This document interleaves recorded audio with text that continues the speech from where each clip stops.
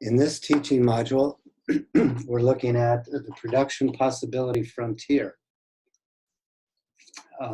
related to opportunity cost, or the cost of something is what you have to give up to get it. Opportunity cost and the production possibility frontier. So this is the production possibility frontier for the USA in 2020.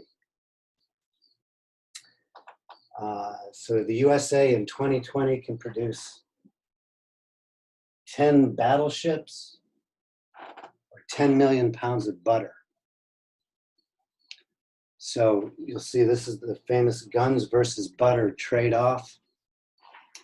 And this comes from Samuelson Economics, which was the best-selling textbook during the Cold War. So you'll see that Samuelson is using civil versus military society during the Cold War to model a nation. So, for example, in our model, the United States can produce 10 million guns or battleships or 10 pounds of butter, or however you're measuring it. And this is the production possibility frontier. You can either produce 10 butter or 10 guns, or somewhere along the production possibility frontier. Now, this production possibility frontier assumes perfect competition, meaning that there's no state intervention, there's no transactions costs, there's perfect contractability out into the future. In other words, there's perfect factor mobility. There's no intervention. So assuming perfect factor mobility, you can produce somewhere along the production possibility frontier. Let's say that we start with 10 guns, no one has anything to eat. So in order to get something to eat, you have to produce, let's say, 1 gun or 1 pound of butter. You have to give up 1 gun. So now you're producing 9 guns and 1 butter. And so if you have perfect factor mobility, you can produce somewhere along the production possibility frontier.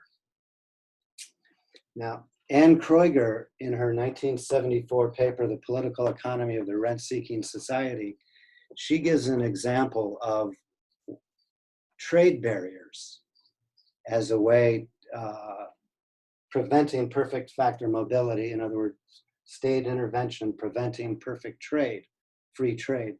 State intervention preventing perfect free trade then means that you produce not at your production possibility frontier.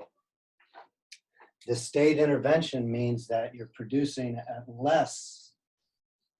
and consuming at less than the production possibility frontier due to the state intervention preventing perfect factor mobility, in this case, trade barriers. And that's the example Kreuger gives in her 1974 paper. And then a little bit of historical context. This recent book by Murray Rothbard, 2019, he's talking about so the American War for Independence was won under the Articles of Confederation. Then the Federalists, or the Hamiltonians, want to create, use that opportunity to create a strong central state. They want the Federalists versus the Anti-Federalists. The Anti-Federalists wanted more states' rights and the state's ability to put on monetary and fiscal policy and trade policy the way it was under the War for Independence. But in the end, the Federalists won out over the Hamiltonian Federalists, won out against the Anti-Federalists.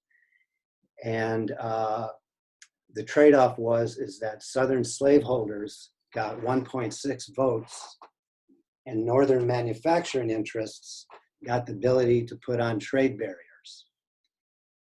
And the anti-federalists or the anti-Hamiltonians warned us against this strong central state and giving 1.6 votes to Southern slaveholders and the ability to put on trade barriers to the Northern interests. So you had a reconciliation of the Northern and Southern interests, which manifested itself in the US Constitution. And Charles Beard, in his economic analysis of the US Constitution, shows how within the first week of the new US Congress meeting, there was more than 20 special interest groups seeking special trade barriers against foreign competition, exactly what the anti-federalists warned about. So this is an example of when you don't have perfect competition or when you have special interest interventions, a nation does not produce at its production possibility frontier, lowering the standards of everyone. The idea behind opportunity cost, that comes from the Austrian School of Economics. Karl Menger was the founder of the Austrian School of Economics. So this Austrian idea has now been put in mainstream practice with the Samuelson textbook and has been with us ever since. I can give another couple more recent examples.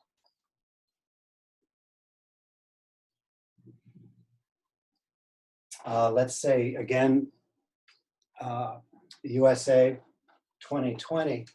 And here we are during coronavirus time, a major opportunity cost that's going on now. You can either have economic hardship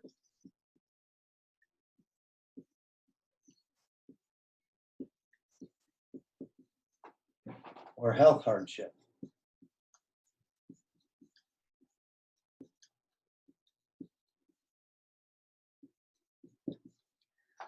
Economic hardship or health hardship. So this is what the state was faced with in January, February 2020. What are we going to prioritize? So depending where you are on your belief and your own individual subjective surroundings, perhaps it was best to prioritize the health hardship, or perhaps it was best to keep the economy open like Sweden did. So again, it depends on what your views are on this. And that's just a recent example of opportunity cost faced by the state in this case. But considering that economic action is individual agency, an example of opportunity cost, only individuals act, aggregates do not act. So you, as a student, are facing the cost between education, spending your time studying economics or whatever you're studying, versus entrepreneurship, making money, or using your time. Time is money. So that's an opportunity cost that you're facing right now. So that's our introduction to the Production Possibility Frontier teaching module. Thank you.